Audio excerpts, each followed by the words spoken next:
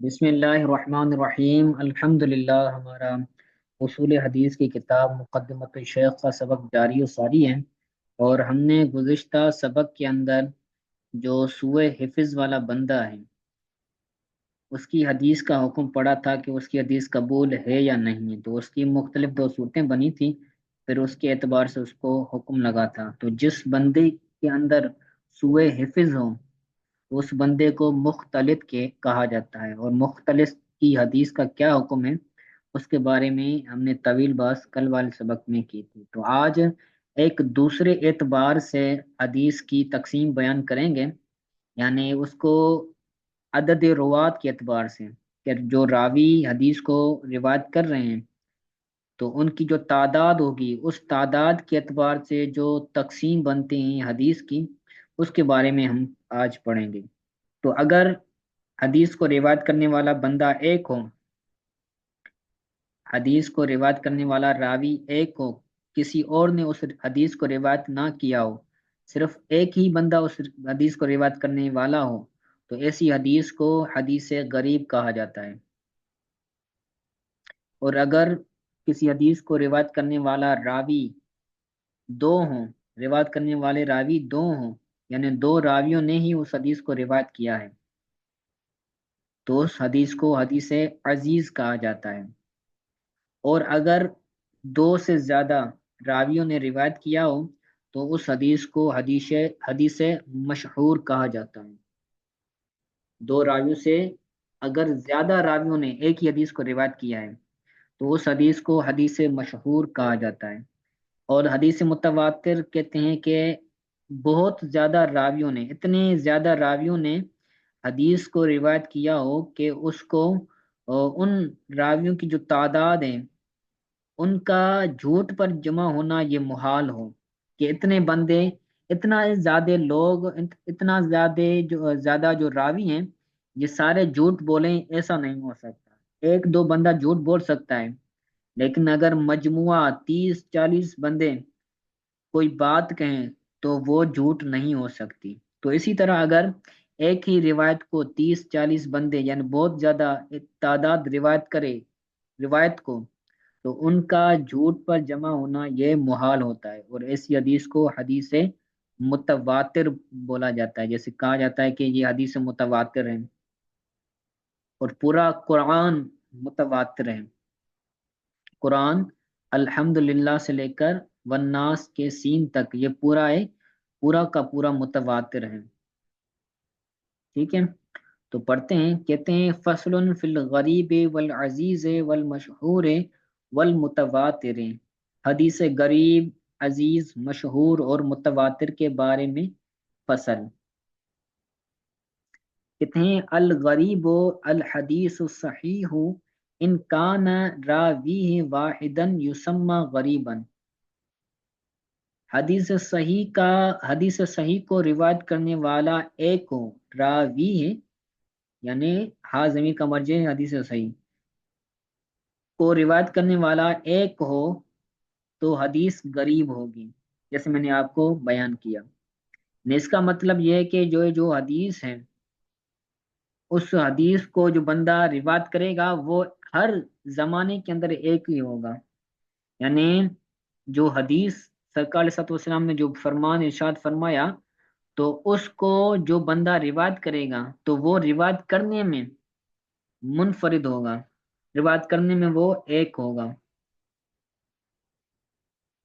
ٹھیک ہے، تو اسی طرح وہ انکان اسنتین، وہ انکان اسنین، ٹھیک ہے، اس کا اسم غائب ہے، یعنی اس کو روایت کرنے والا بندہ، ان حدیثوں کو روایت کرنے والے اگر اسنین دو ہوں تو حدیث کیا بنے گی؟ عزیز، یسمى عزیزا، تو ایسی حدیث کو روایت کرنے والے اس حدیث کو عزیز کہا جائے گا۔ ٹھیک ہے، پھر اس کی وجہ علت یہاں پر نیچے بیان کی گئی ہے، تو ہو سکے تو اس کو بھی آپ یاد کر لیجئے گا۔ آگے کہتے ہیں مشہور، وَإِن كَانُوا أَكْثَرُ، وَإِن كَانُوا أَكْثَرَ يُسَمَّى مشہورا، اگر وہ روایت کرنے والے راوی دو دو سے زیادہ ہوں تو اس کو حدیث مشہور کہا جاتا ہے۔ اتنے زیادہ ہوں کہ وہ ان کے نزدیک یعنی متواتر کے لیے جتنے راویوں کی شرط ہیں کہ اتنے راوی ہوں کہ حدیث متواتر ہوگی تو اس کی حد کو نہ پہنچیں، اتنے زیادہ راوی ہوں مگر حد تواتر تک نہ پہنچی ہوں تو اس کو حدیث مشہور کہا جاتا ہے۔ وہ مستفیدن، اور اسی طرح اس مشہور کا جو دوسرا نام ہے وہ حدیث مستفید بھی کہا جاتا ہے۔ فقہا کے نزدیک حدیث مشہور کو حدیث مستفید کہا جاتا ہے۔ ٹھیک ہے، آگے حدیث متواتر ہے، المتواتر حدیث متواتر وَإِن بَلَغَتْ رُوَاتُهُ فِي الْكَثْرَةِ إِلَىٰ أَن يَحِيلَ الْعَادَةُ تَوَاطُؤَهُمْ عَلَى الْكِذْبِ۔ دوبارہ عبارت سنیں، وَإِن بَلَغَتْ رُوَاتُهُ فِي الْكَثْرَةِ إِلَىٰ أَن يَحِيلَ العادت، یہاں پر پیش ہے، ٹھیک ہے، احال یحیل الی ان یحیل العادت تواطعهم علی الکذب، یہ جو عادت ہے نا یہ فاعل ہے اس فعل کا، اور تواطعهم یہ مفعول بھی بن رہا ہے اس فعل کا، ٹھیک ہے۔ تو کہتے ہیں اگر ان راویوں کی تعداد کثرت میں اس حد تک پہنچی ہو، ان راویوں کی تعداد کثرت میں اس حد تک پہنچی ہو کہ ان کا جمع ہونا، تواتعہم یعنی ان کا جمع ہونا، ان کا متفق ہونا، ان کا کذب پر، ان کا جھوٹ پر متفق ہونا، تواتعہم علی الکذب، علی جار مجرور متعلق ہوں گے تواتع اس مصدر کے ساتھ، تو وہ راویوں کی تعداد کثرت کے اندر اس حد تک پہنچی ہو کہ ان کا جھوٹ پر جمع ہونا عقل محال قرار دیں، عقل ان کا جھوٹ پر جمع ہونے کو محال قرار دے، یعنی عقل کے اندر یہ بات، عقل اس بات کو محال جانے، یہ بات عقل کے اندر نہ آئے کہ اتنے بندے بھی جھوٹ بول سکتے ہیں، یعنی اتنی تعداد زیادہ ہو جائے کہ عقل یہ کہے کہ ان تعداد کا جھوٹ پر جمع ہونا یہ محال ہے، اتنے بندے جھوٹ نہیں بول سکتے، تو ایسی حدیث کو حدیث متواتر بولا جاتا ہے، یعنی ان کی تعداد اتنی زیادہ ہو کہ ان تعداد کا، اس تعداد کا، اس کثرت کا جھوٹ پر جمع ہونا یہ محال ہو، تو ایسی حدیث کو حدیث متواتر بولا جاتا ہے۔ ٹھیک ہے، آگے غریب حدیث کی، یہ پیچھے کلیئر ہے، چاروں احادیث کی قسمیں، غریب، مفرد، غریب اور مشہور، متواتر۔ جی استاد صاحب۔ چلیں آگے غریب کی ایک قسم بیان کر رہے ہیں، غریب کو فرد بھی کہا جاتا ہے، پھر فرد کی دو قسمیں بنتی ہیں، الفرد النسبی، الفرد المطلق، فرد نسبی اور فرد مطلق، تو کہتے ہیں وَيُسَمَّى الْغَرِيبَ فَرْدًا، یا پھر اس کو نائب الفعل بنائیں، وَيُسَمَّى الْغَرِيبُ، غریب کو فرد بھی کہا جاتا ہے، ایدن یعنی غریب کو فرد بھی کہا جاتا ہے، والمراد بکون راوی واحدا کون ہو کذالک،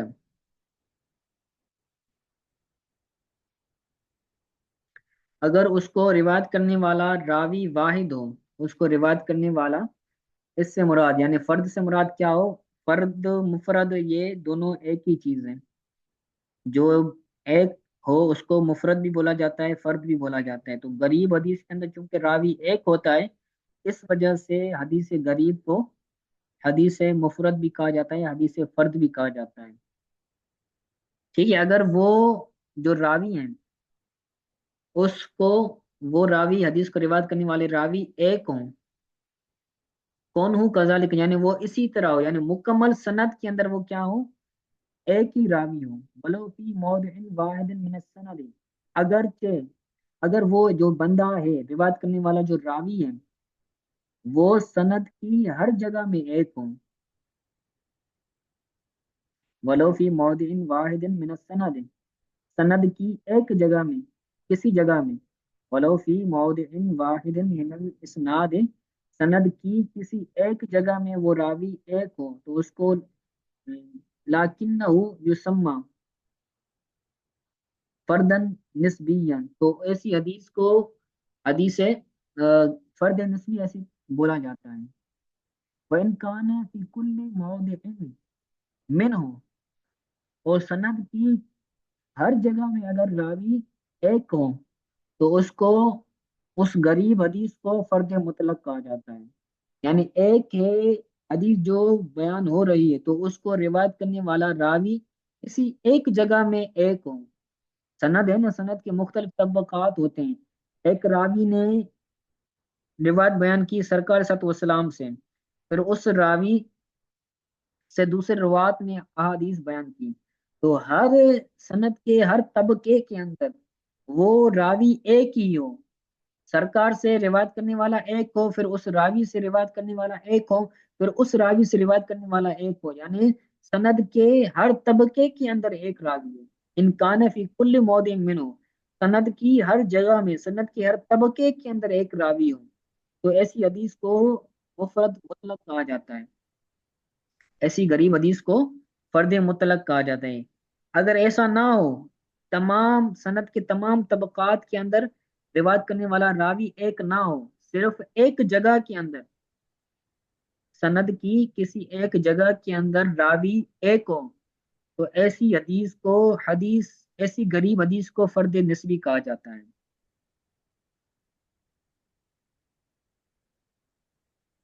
ये उस्ताद साहब बात समझ में नहीं आई। वही तो समझा रहा हूँ आपको। एक जो हदीस बयान हो मिसाल रही, की उस्ताद। एक जो हदीस बयान हो रही, जैसे हदीस पाक के ला युमिनु अहदुकुम हत्ता अकूना अहब्बा इलैहि मिन वालिदिही व वलदिही वन नास अजमईन। मिसाल के तौर पर इस हदीस को हम क्या माने, जी उस्ताद। गरीब माने। तो इस हदीस को रिवायत करने वाला मसलन एक रावी है हजरत अबू हुरैरा, ठीक है। फिर हजरत अबू हुरैरा से किसी एक जी रावी ने रिवायत किया, हजरत अनस रजी अल्लाह तआला अन्हु ने।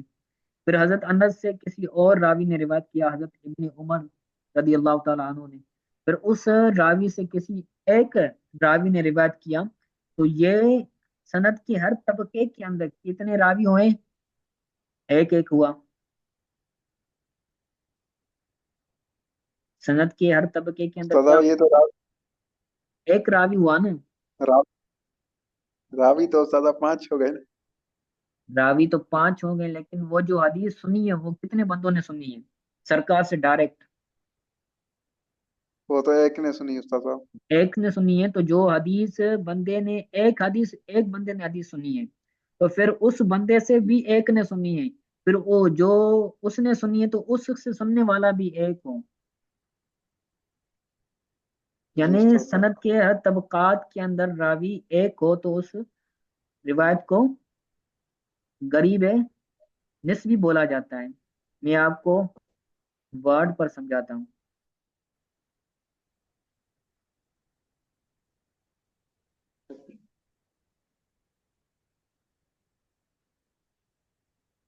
जी, वर्ड की एप्लीकेशन शो हो रही है आपके पास? जी उस्ताद साहब। तो यहाँ पर आप देखें,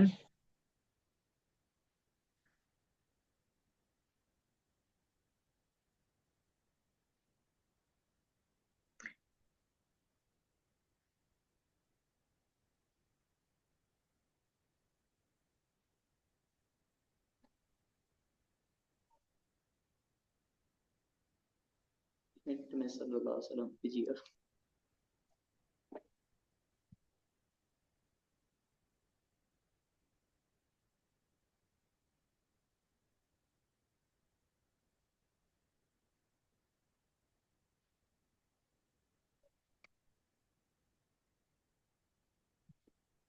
تو یہاں پر ایک راوی ہے، کسی اور راوی نے یہ حدیث بیان نہیں کی، سرکار صلی اللہ علیہ وسلم کا جو بھی فرمان ہو، ٹھیک ہے آگے، تو اس روایت کو اس روایت کو روایت کرنے والا کون ہے؟ ایک ہی ہے، حضرت ابو ہریرہ رضی اللہ تعالیٰ عنہ۔ تو پھر حضرت ابو ہریرہ رضی اللہ تعالیٰ عنہ سے جس راوی نے روایت کیا ہے تو وہ بھی ایک ہو، جیسے حضرت ابراہیم نخعی،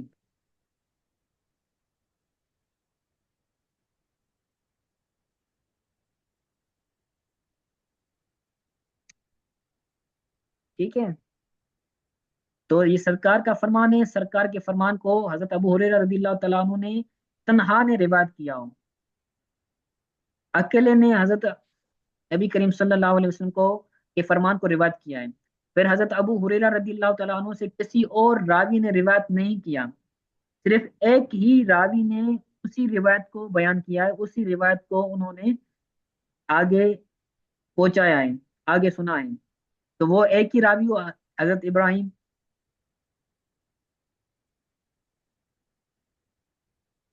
ٹھیک ہے۔ پھر حضرت ابراہیم سے روایت کرنے والا کون ہو؟ عاصم ہو،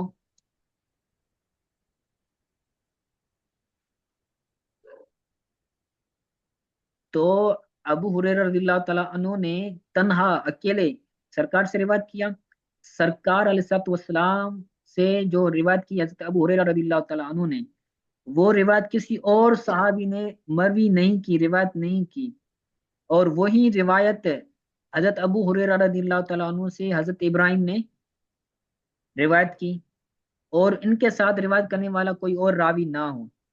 اسی طرح عاصم رضی اللہ تعالیٰ عنہ، وہ بھی حضرت ابراہیم سے روایت کرنے میں اکیلے ہوں، تنہا ہوں، کسی اور راوی نے یہ روایت حضرت ابراہیم سے روایت نہ کی ہو، تو یہ پہلا طبقہ ہو گیا، یہ دوسرا طبقہ ہو گیا، یہ تیسرا طبقہ ہو گیا۔ تو اس سند کے اندر کتنے طبقات ہیں؟ 3 طبقات ہیں، تو سند کے ہر طبقے کے اندر ایک راوی ہو، ایک پہلا طبقہ ہے، یہ دوسرا طبقہ ہے، یہ تیسرا طبقہ ہے، تو سند کے ہر طبقے کے اندر ایک ہی راوی ہو، تو اس غریب حدیث کو، یہ غریب حدیث ہوئی کیونکہ روایت کرنے والا ایک راوی ہے، اس اعتبار سے آپ نہ دیکھیں کہ اس روایت کو روایت کرنے والے 3 راوی ہیں، 3 راوی وہ الگ الگ زمانے کے اعتبار سے ہیں، الگ الگ طبقے کے اعتبار سے ہیں، تینوں نے ایک ساتھ سرکار کی حدیث کو بیان نہیں کیا، ایک دوسرے سے سن کر انہوں نے بیان کیا ہے، تو یہ اکیلے اکیلے ہوئے، یہ 3 راوی نہ ہوئے، سند کو بیان کرنے والا ایک ہی راوی ہے، صحابی رسول حضرت ابو ہریرہ، پھر ان سے حضرت ابراہیم نخعی، پھر حضرت عاصم، تو یہ سند کے تینوں طبقات کے اندر راوی ایک ہی ہے، سند کے ہر طبقے کے اندر راوی ایک ہو، تو اس حدیث کو، اس غریب حدیث کو فرد مطلق کہا جاتا ہے، ٹھیک ہے، یسمى فردا مطلقا وان كان في كل موضع منه، سند کی ہر طبقے کے اندر، سند کی ہر جگہ کے اندر ایک ہی راوی ہو، تو وہ حدیث مطلق ہوگی، فرد مطلق ہوگی، ٹھیک ہے، لیکن ایسا نہ ہو، یہ جو نبی کریم صلی اللہ علیہ وسلم کا فرمان ہے اس کو روایت کرنے والے حضرت انس بھی ہوں،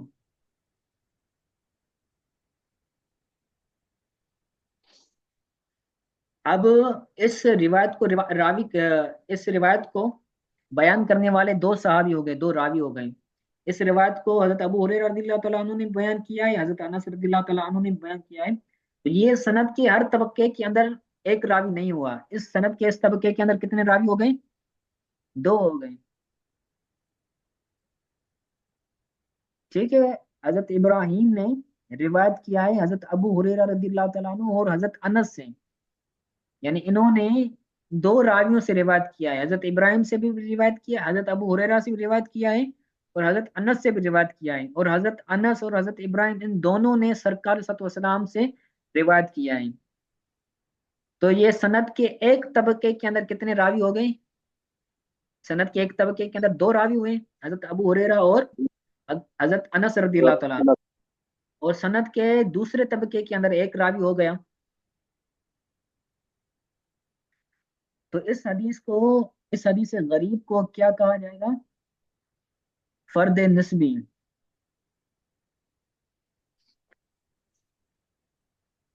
ठीक है, जी उस्ताद साहब। इसकी वजाहत इंशाल्लाह ताला आप आगे वाली किताबों के अंदर आप वजाहत से पढ़ेंगे, जैसे मुस्तलहुल हदीस है, या फिर आगे दूसरी भी किताबें आएंगी तो आप उनके अंदर शरह नखवतुल फिक्र है, तो उसको इंशाल्लाह ताला आप डिटेल से वजाहत से पढ़ेंगे।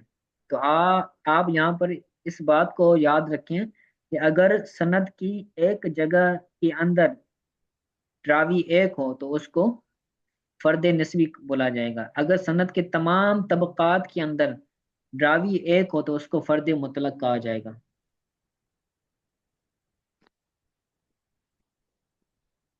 समझ तुम? जी उस्ताद साहब। पक्का? का सही समझिए तुम। चलो ठीक है, फिर इसको आप याद कीजिएगा, अगर कोई बात समझ नहीं आए तो पूछ लें।